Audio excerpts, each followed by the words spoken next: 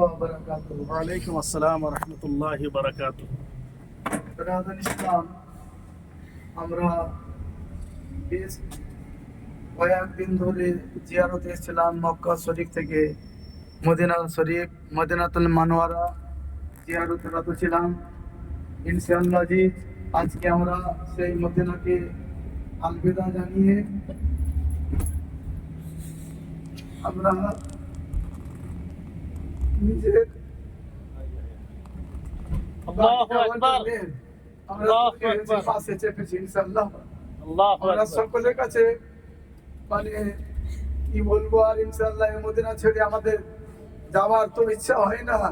هاي هاي هاي. তো বাধ্য যেতে। যে الله আমাদের أكبر. সময়, الله সেই أكبر. সময়টা আমাদের শেষ, আল্লাহ। হিসাব সময়টা শেষ হয়েছে।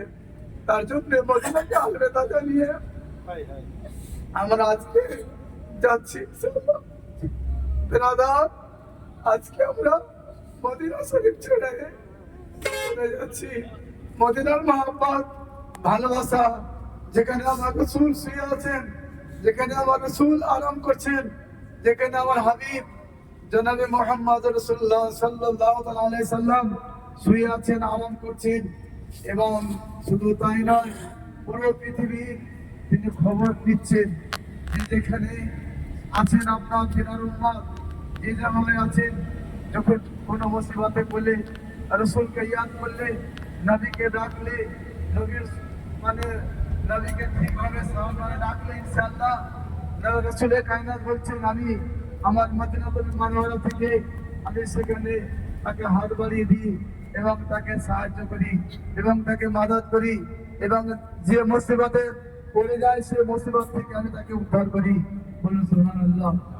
ব্রাদার ইসলাম, আজকে আমরা সেই মদিনা শরীফ ছেড়ে চলে যাচ্ছি। ব্রাদার ইসলাম, আমার ভাই মাওলানা নুরুজ্জামান সাহেবের কৃতজ্ঞতা করে শেষ করতে পারবো না ইনশাআল্লাহ।